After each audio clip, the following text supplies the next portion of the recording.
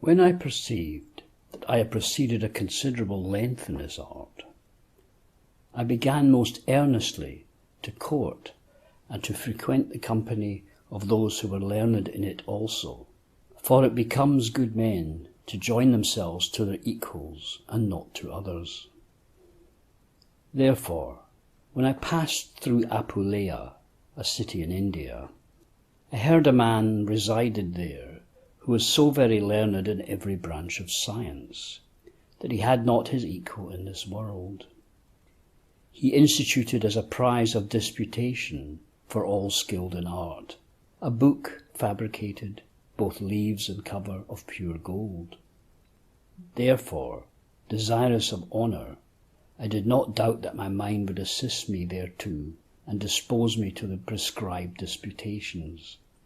A very learned man, adding spurs to my undertaking this province, and it also coming into my mind that the daring and bold were carried to sublime things, while the timid were thrown down and lived in perpetual dejection. I passed manfully into the field of contest, and happily obtained the palm of disputation before the audience, and the book of premium was so honourably delivered to me by the faculty of philosophy, that I was looked upon by all men. Then, for the sake of recreating my mind, fatigued with study, and inquiring for pleasant plains and meadows, I met with a most limpid little fountain, surrounded and fortified with a most beautiful stone in an oaken trunk, and enclosed within a wall, that brutes might not enter, nor birds make a bath for themselves there. Sitting above this fountain, I contemplated its beauty, and I saw the upper part was shut. A very venerable old man was coming there, as reverent as a priest. I honourably saluted him, and asked him wherefore that fountain was shut and fortified in that manner, above, below, and on every side. Having deigned to give me a friendly answer, he said, "What you would know, my friend, is a fountain very terrible and wonderful in virtue, before every other fountain in the world. It belongs to the king alone of this country, whom the fount knows very well, and he himself the fountain. It always draws the king when passing this way to itself, but is never drawn by the king. In that bath he remains 282 days, at the end of which so much youthful strength is added to him that he can afterwards be conquered by nobody, however strong. He therefore took care to shut up his little fountain with a round white stone, as you see, in which a clear fountain shines like silver and of celestial colour, that it may also be stronger, and lest it should be destroyed by horses or others, he introduced an old oak cleft in the middle, which protects it from the rays of the sun, forming a shade. Then, as you see, he surrounds it with a wall very thick. He shuts it up first with the hard and clear stone, then finally in the cavities of the oak, chiefly because it is so terrible in its nature that once inflamed and irritated, it would make its way through everything, and also should it escape the fences, there would be an end of us. I afterwards asked him if he himself saw the king in the said fount. He answered that he indeed saw him enter, but from that time at which he is shut up in it by the keeper, he does not appear more until the 130th day. At length he emerges bright and splendid. The keeper porter assiduously warms the bath, that he may keep up the heat which is occult in the water of the fount, and he warms it night and day without intermission. I again interrogated, what colour was the king? He answered that the first of his vestures was from the beginning cloth of gold, then with a black velvet doublet, a shirt truly white above the snow, His flesh, however, or blood, is of the richest reds. I then asked whether the king, on coming there, brought with him a great concourse of extraneous people, low and vulgar, along with him. He answered me friendly, but laughing at the question, saying, "When the king purposes to come hither, he dismisses all his counsellors and every stranger, and enters alone, nobody approaching the fount except himself and its keeper, the care of which a very simple man has. Verily, the simplest man can best supply his place, since he does nothing else than warm the fount." I again inquired whether the king was a friend to the fount, or the fount a friend to him. He answered, "They love one another reciprocally in a wonderful manner. The fount attracts the king, and not the king the fount, for it is, as it were, the mother to the king." I next interrogated of what kind the king was. He answered, "He comes from the fount which makes him such as he is, without any other thing whatever." I inquired whether he had many counsellors. He said he had 6, forsooth, who expected a succession. If by any chance or any means the king should die, they will also rule the kingdom like him. Hence it is that they serve him, because they hope from him dominion and possession. Then I asked whether he was an old man. He answered that he was older than the forest, and more mature than any of his own subjects. "How happens it, therefore," I asked, "that these do not kill the king, who expects so much inheritance from his death, since he is so old?"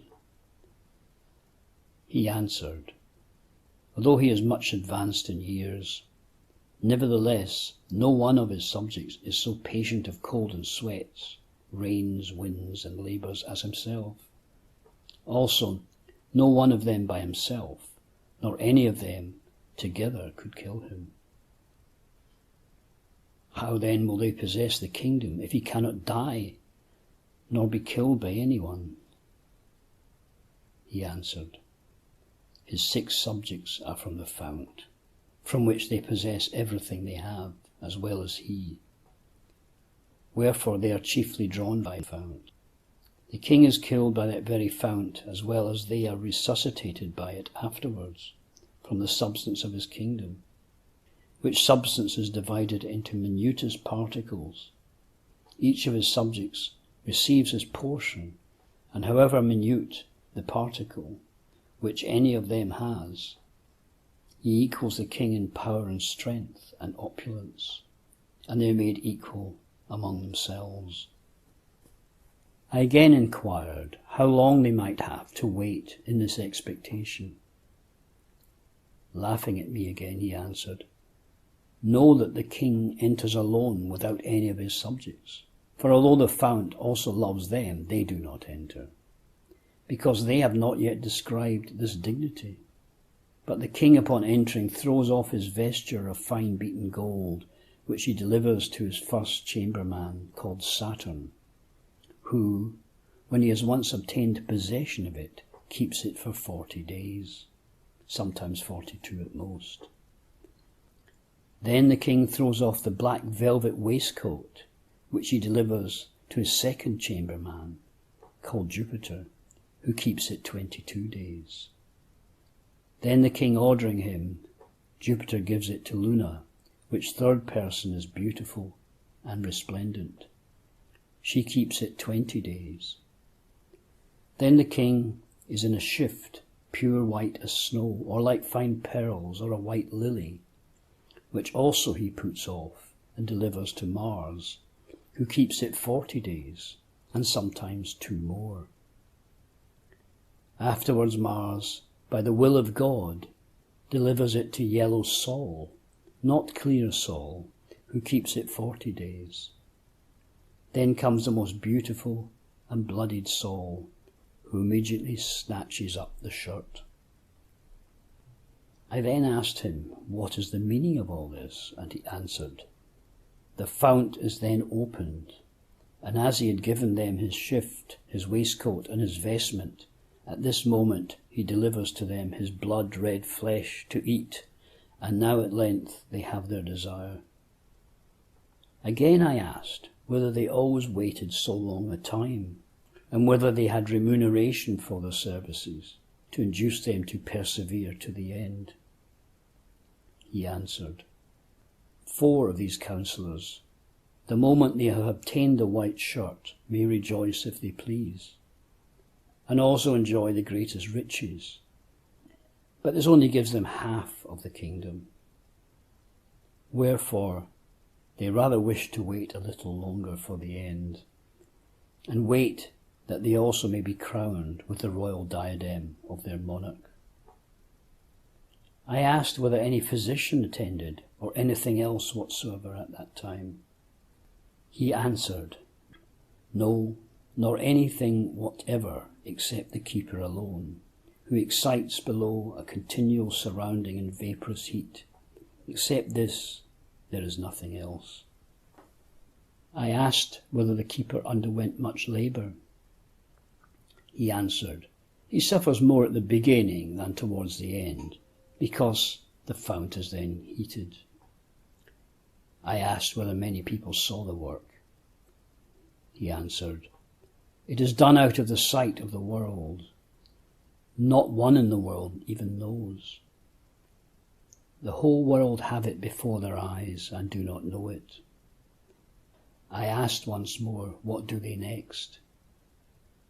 He said, "If these 6 wish again to purge the king, they could do it in the fount in 3 days, by surrounding the place so as to satisfy the contents, by giving him back on the first day the waistcoat, on the second the shirt, and on the third day his blood-red flesh."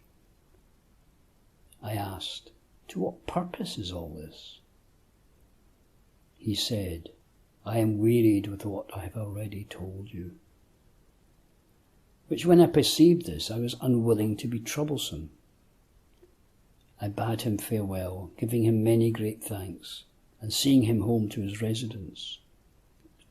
The old man was so reverend and so very wise that the heavens obeyed him, and all things trembled before him.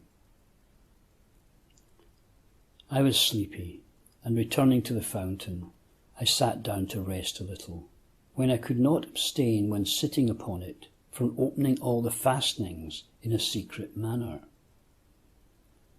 In the meantime, when I looked upon the book, which was a reward of my disputation, and by its splendour and beauty increased my sleepiness, and in a slumber it fell out of my sleepy hands into the fount, which happened very unluckily, for I wished to preserve the memorial of my having the honour of being an adept.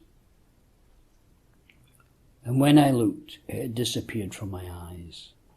Thinking, therefore, that it had fallen to the bottom, I began to draw out the water with such great care, however, that nothing more might remain in it than a 10th part of it, with scarcely 10 parts. And when I attempted to draw out the whole, they obstinately adhered together. In the meantime, while I was labouring with the work, some people came upon me, so that they hindered me from drawing out any more. Before I went away, however, I shut all things again, lest anybody might perceive that I had exhausted or seen the fountain, or lest perhaps they might forcibly steal the book from me. Then the heat began to be excited round about in the bath, for the purpose of bathing the king. But I was taken to prison and detained 40 days, for having perpetrated the crime. After I was relieved and returned to the fount that I might see it, obscure clouds appeared, which lasted a long time. To conclude, I saw everything at the end, that my prize derived without much labour. It will not torment you very much if you enter upon the right path and not leave it for erroneous ones. but imitate nature in everything. In concluding, I say unto you, that whosoever upon reading of this book does not understand the stone by himself will never understand the work, however much he may operate. For in this very parable the whole work is contained, in practice, days, colours, regimens, ways, dispositions and continuations, which I have narrated, moved by piety, charity and compassion alone, towards desolate operators in this most precious secret. Therefore, in making of my book, I beseech the Lord God, whose grace is absolute, that he may open the minds of men of good will, to whom, if ingenious, there will be little difficulty. Only they must abstain from the dreaming fantasies and the subtleties of sophists, and always remain in this way of nature, which is demonstrated by my speculations.